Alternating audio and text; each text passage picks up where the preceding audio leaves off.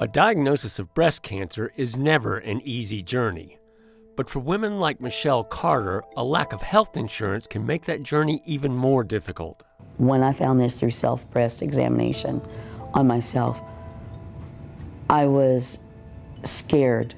I mean, beyond.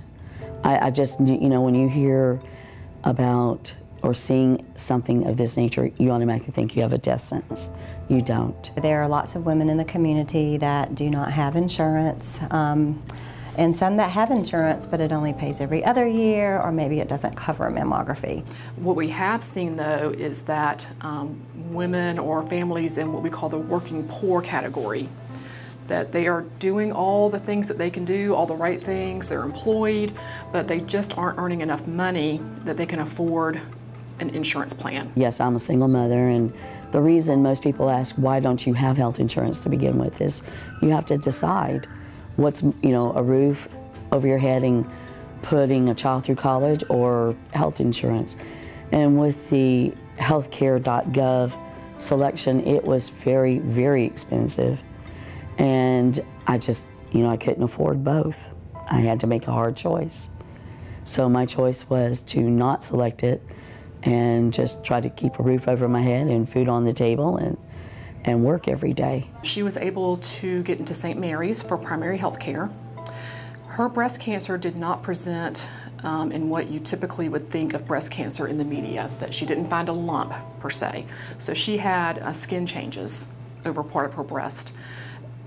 Essentially, she was diagnosed with inflammatory breast cancer. And that's a breast cancer that is very aggressive, that doesn't present in a lump. In fact, your mammogram may come out negative. So a very aggressive, locally advanced form of breast cancer. She was late stage when she was diagnosed.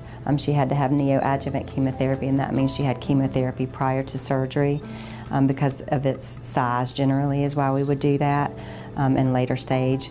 And she's had a very, very good outcome, and as far as I'm aware, still as of today, she has no evidence of disease. With that fund, I just felt so at peace when I finally was able to be scheduled.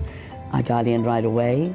They did the thorough testing on me, and they gave me my results. Now, of course, it's not the results I wanted to hear.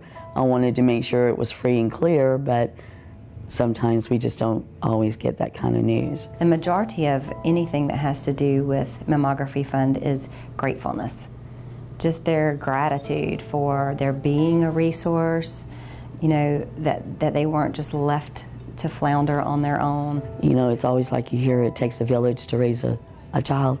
Well, it takes a village to help a cancer patient. From not only the MDs, the surgeons, the oncology team, it's the people behind the scenes, your PAs, your lab people. It takes a lot. I think it's a tragedy, a complete tragedy, every time we lose a woman from a breast cancer diagnosis. Certainly the mammogram is not going to prevent you from getting breast cancer. I mean, that's what we're looking for essentially, but we're doing that so that it could be curable. So when we have women dying from breast cancer, it begs the question, how could we have prevented this? And the only way that we can say that we could have prevented it at this point would be early detection. And we can't detect it if you don't get a mammogram. If it wasn't for the Mary Telfair Mammography Fund, I wouldn't be sitting here today. I wouldn't be alive. I will be ever so grateful. She has amazed me throughout her entire journey. I cannot imagine what she was feeling at that time or how she dealt with it, but what I saw was just complete gratitude for, thank goodness I know now, and we're moving forward with something that is potentially curable. I fought a very dangerous, very unique type of cancer. And it wasn't gonna win. Just wasn't gonna win. I fought. And so far I've won.